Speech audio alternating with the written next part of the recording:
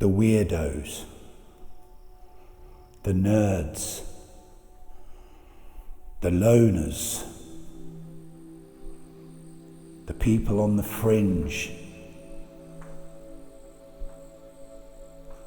We hear those words bandied about as a negative term. You don't want to be like that. You want to be like everybody else and do everything the same. What everybody is doing, let's all do the same thing. Let's all copy each other. Let's all repeat the same words and do the same actions and show the same results over and over and over again. Sheep, NPCs, morons. I'm sure there's many other words we could use, but is that what I want to be?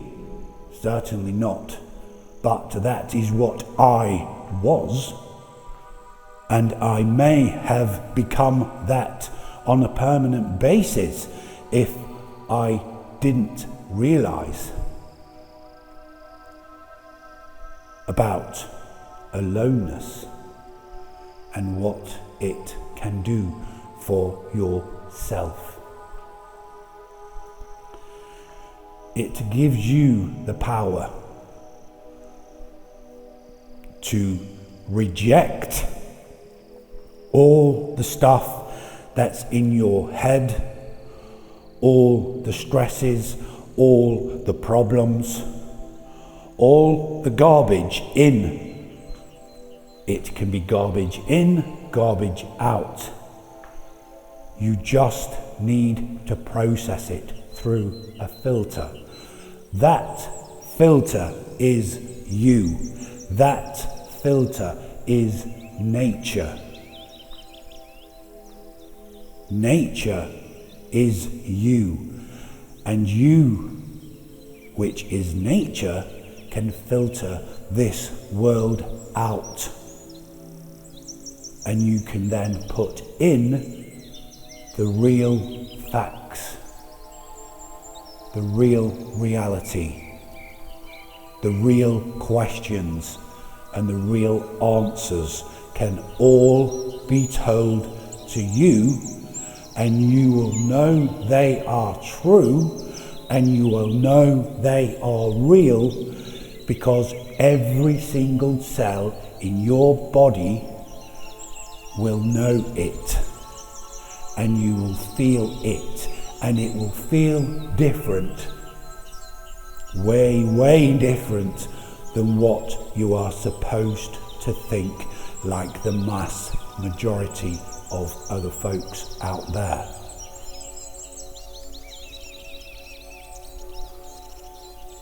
The quietness of your mind and the world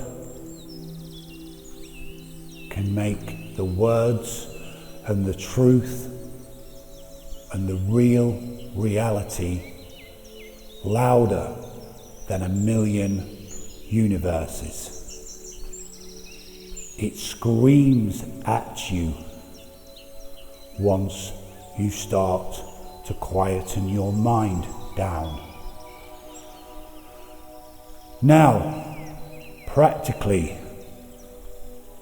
I haven't got a car. I can't get out. I live in a bigger city. I can't afford to get out in the middle of nowhere. Okay? I used to be exactly the same. So, how did I start to be alone? It wasn't from getting in my little van and travelling to the middle of nowhere. That to me is an extraordinary but true form of mind creation. It was the ultimate alone time that most people could ever wish for. I created all that you have seen and all that you will see from this channel. All been created mostly from my alone time. Now, okay, the practical building, cutting, sawing, sticking, gluing, whatever that was needed was done at a property in a town. But that doesn't matter because all the ideas were there. I knew what I needed to do, so I could come back to wherever I needed to be to create this thing or that thing. But the creation, the thoughts, the mind space you need is out there in silence, in quiet time, in nature. So going back to, well, I can't get out there. I haven't got the money. I'm working. I can't afford holiday. I started my alone time when I had no money whatsoever.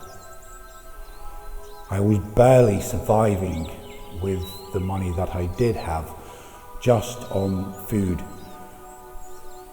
Some days I only ate what's equivalent to about half of the meal that I have today. Just a piece of bread with one slice of meat, ham or corned beef or whatever it was, and a salad and a banana if I was lucky. That is what I had.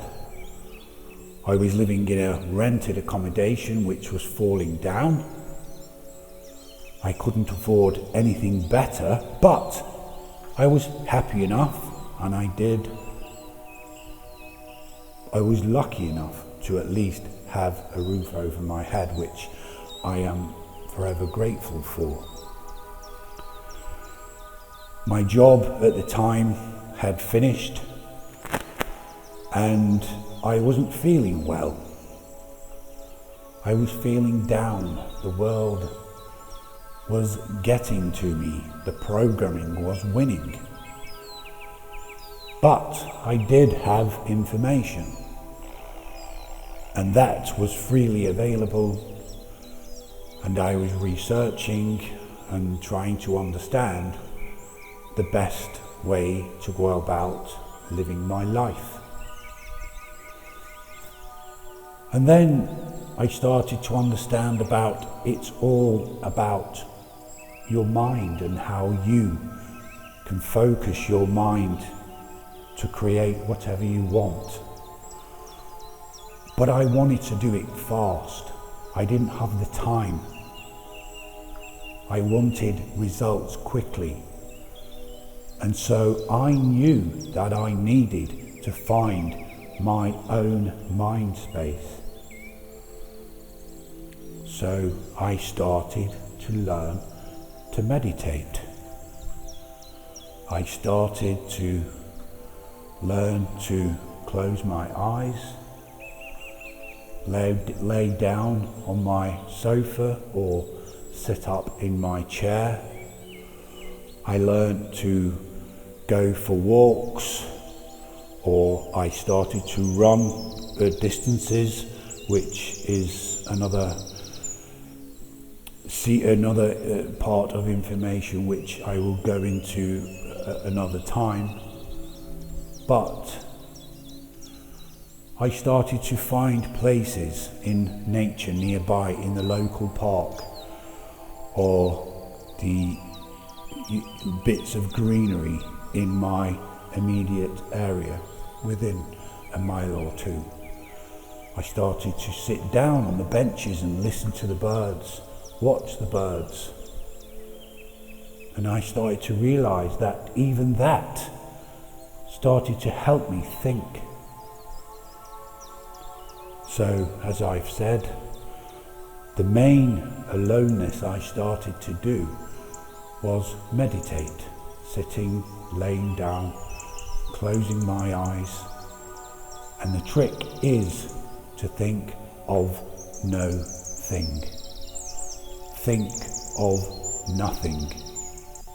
Now, that might be harder than you may first, by trying, understand it to be, but eventually I started to drift into another world or another frequency. My mind was starting to relax in a way that it's never done before.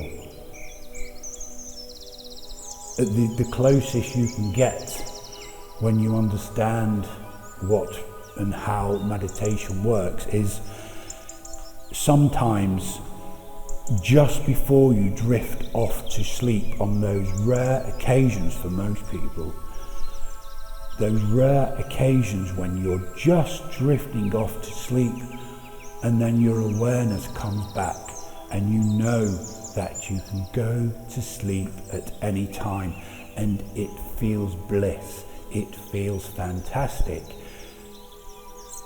That is what the start of meditation can feel like. You're aware of where you are, what you are doing, but all the nonsense in your mind has gone. It's dissipated. You have got rid of all the stuff you don't need.